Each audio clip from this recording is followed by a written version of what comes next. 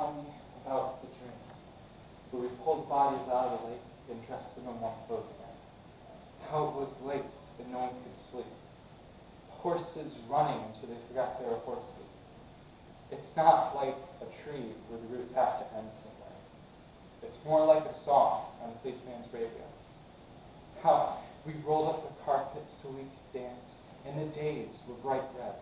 And every time we kissed, there was another apple sliced into pieces. Look at the light through the window pane. That means it's noon. That means we're inconsolable. Tell me how all of this, and love too, will ruin us. These, our bodies, possessed by light. Tell me when they're used to it.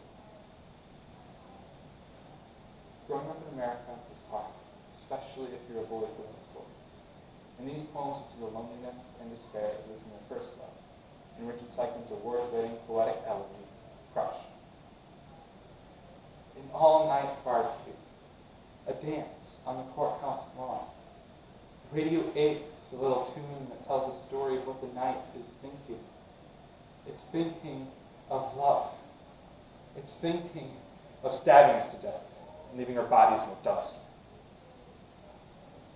History repeats itself. Somebody says this. History throws its shadow over the beginning, over the desktop, over the sock drawer with its socks, its hidden letters. I know history.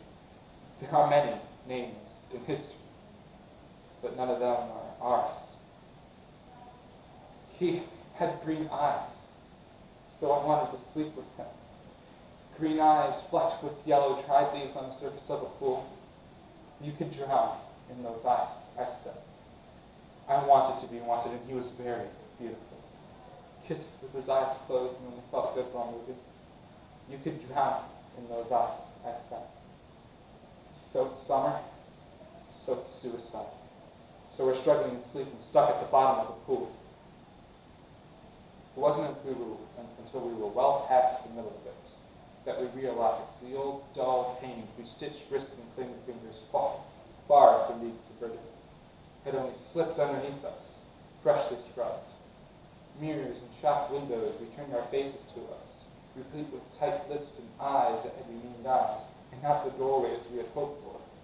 His wounds healed, the skin a bit thicker than before, scars like train tracks on his arms and his body underneath the train.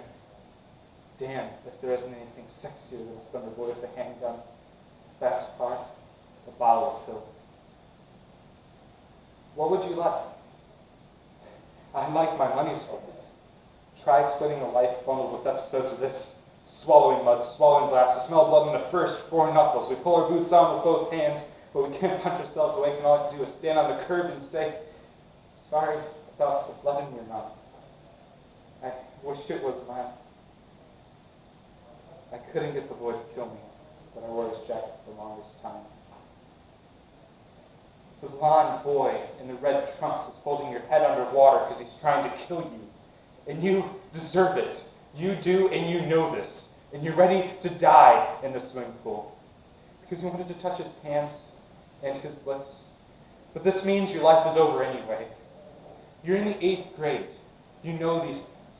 You know how to ride a dirt bike. You know how to do long division. You know that a boy who likes boys is a dead boy. Thus keeps his mouth shut. Which is what you didn't do. Because you're weak and you're hollow and it doesn't matter anymore.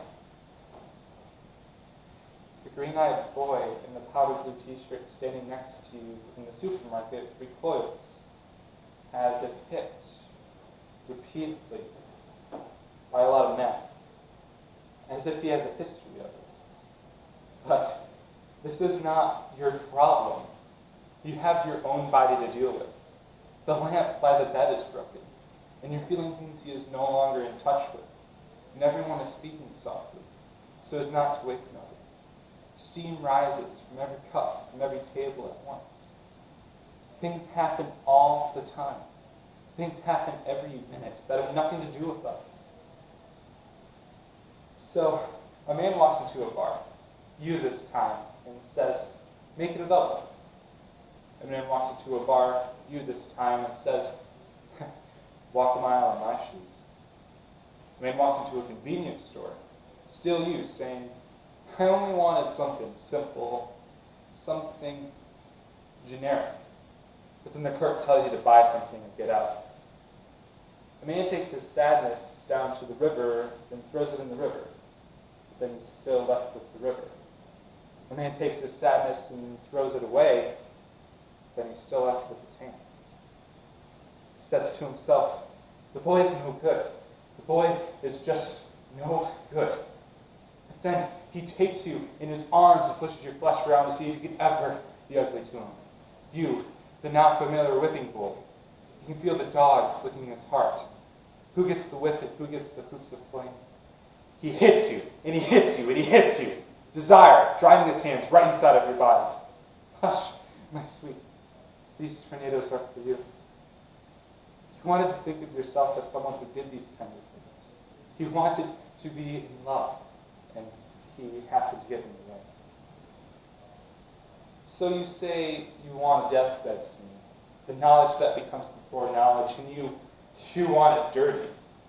But no one can understand what you want, and you won't tell them. And you realize the person who loves you isn't the one that you thought it would be. You don't trust him to love you in the way that you would enjoy. And the boy who loves you the wrong way is filthy, and the boy who loves you the wrong way keeps weakening. You thought if you handed over your body, he'd do something interesting. The man on top of you is teaching you how to hate. Sees you as a piece of real estate, just another fallow field lying beneath him, like a sacrifice. He's turning your back into a table so he doesn't have to eat off the floor, so he can get comfortable, pressing against you until he fits, until he's made a place for himself inside you. The clock ticks from 5 to 6, kissing degrades into biting, so you get a kidney punch. A little blood in your journey. It isn't over yet. It's only just begun. I had a dream about you. You were crying and eating rice.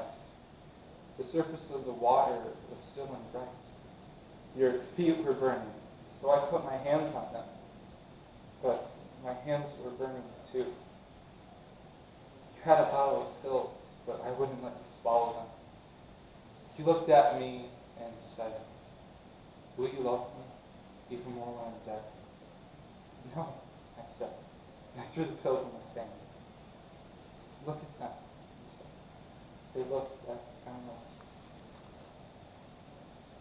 I put you in a cage with the oxens.